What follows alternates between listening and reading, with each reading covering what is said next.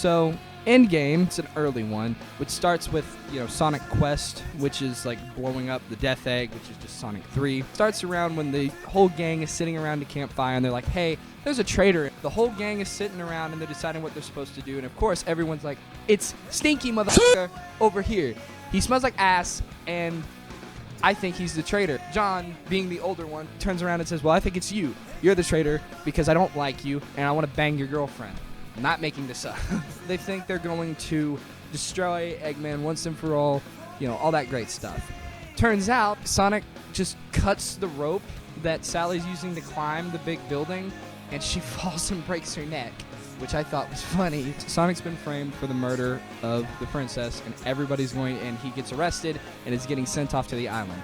During this time, she's presumed dead, or not presumed dead, it's confirmed that she's dead, and so Eggman thinks, well, cool, this is my golden opportunity. I could just these kids up. After he spends most of his time on the run, Sonic starts realizing more and more that, oh, this is starting to smell a bit bad. I think I should probably fix this. Rabbit from Texas and the French guy overhear the actual traitor, which is a big white dog, and his wife talking about how I made you put on a suit that makes you look like Sonic, but that wasn't Sonic, that was a cat. Sonic comes back, realizes that I'm not guilty. We need to go kill Eggman. I'm going to kill Eggman because he killed my girlfriend. So after getting everyone on his side, including Knuckles and Jeffrey, it turns out that Eggman has a world destroyer, which means he'll just shoot it at the place and, Knothole, where they live, their little hideaway village, will be completely gone. He fires it off. Because of it being too powerful, it ends up destroying the entire it ends up destroying the fabric of reality around them. Somehow Sonic survives. This is all way cooler than I'm making it sound. It's revealed that, hey, she wasn't dead. The doctor was forced to think that she was dead, and he was also forced to make a robot version of the king, basically to come in and say, don't worry, I trust Robotnik now. Even though the king was in like a different universe entirely, and when he came back, he started turning into crystals. That's completely unrelated. They're all celebrating and having a good time. The Dark Legion arc, I actually skipped this one. Mammoth Mogul is introduced, and he's like a big powerhouse hitter.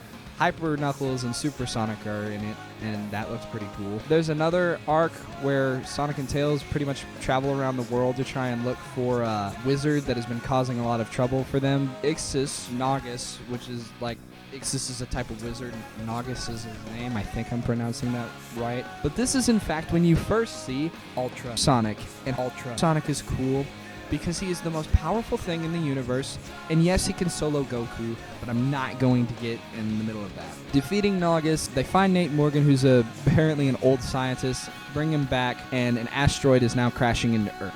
Oh my god, this is so confusing, I can't...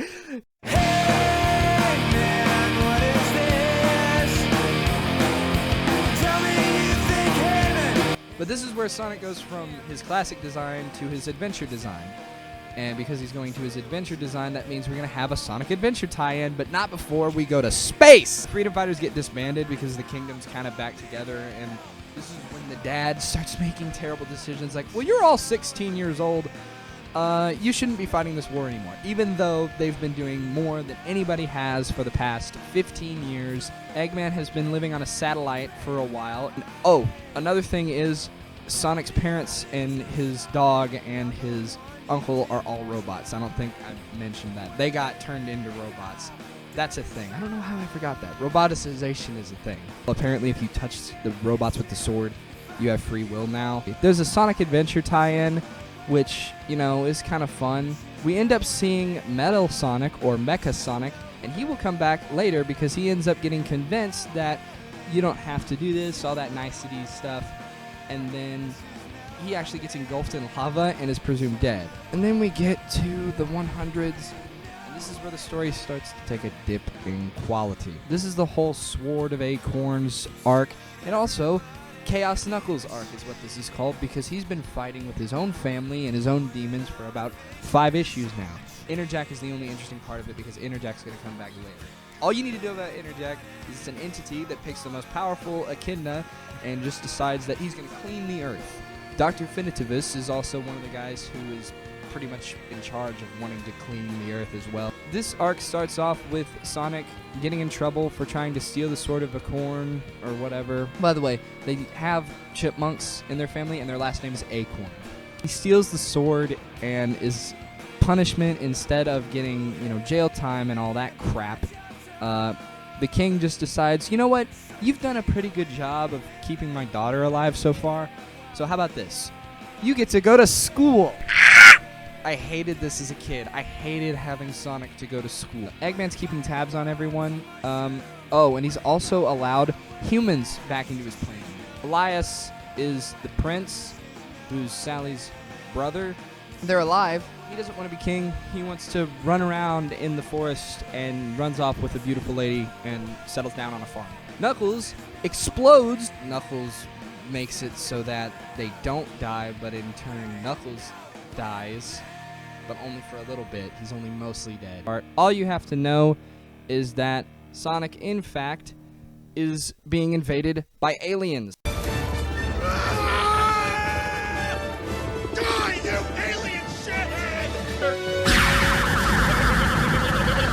They come back to Mobius, which is what the planet is called now, saying, hey, Earth owes us something.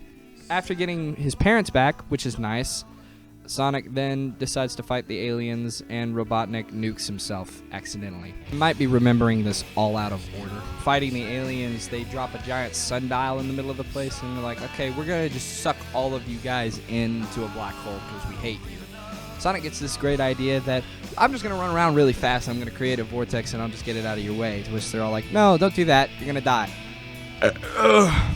And then you have 134, which, is just funny because it looks like shit. Whoever this artist is, I'm sorry, it does not look good. It does not fit this art style at all. But it does give us this. And I like this image. I have it framed. And the king, so among being in a wheelchair, mentally deranged, he is also slowly dying. Max and Charmy are the two characters in this comic book that cannot catch a break, and I find it hilarious. What's it matter anyway? Actual good stuff. The Darkest Storm is a 3-issue long series of Sonic basically versus everyone. This not whole city doesn't have much going for it except for the very end, because Eggman just goes on this tour of this Hedgehog in particular, is what this arc I like to call it. It's just black air forces. He burns down his city, kidnaps everyone and puts them in egg grapes. Sonic pretty much loses, makes Charmy retarded. Canonically made Charmy retarded and autistic, because the bubbles suck all your energy out. His wife has to take care of him. Nicole, who is an AI as well, decides that I'm going to rebuild the city with nanomachines, son. This will not be a problem at all. Oh, by the way, Tails' parents come back. I don't know if I mentioned that. Dad and the mom are revolutionaries, and they want to overthrow the government. Tails is going to be on board with this, and Sonic isn't going to be on board with this. Sonic has become kind of a douche. He's like, bro, the kid basically worships. There's no way he's going to listen to you, his mom, and dad, because the kid meat rides me. The fuck?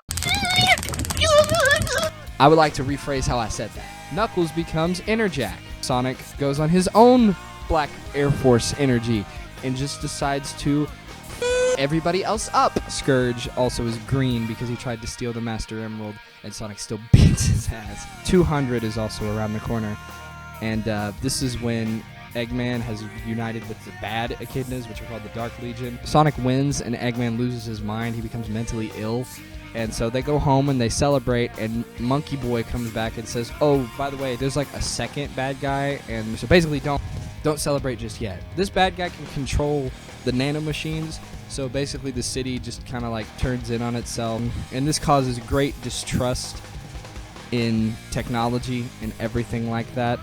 I mean, it's fixed by, issue 212. It's pretty much done. But after this, we get to my favorite arc.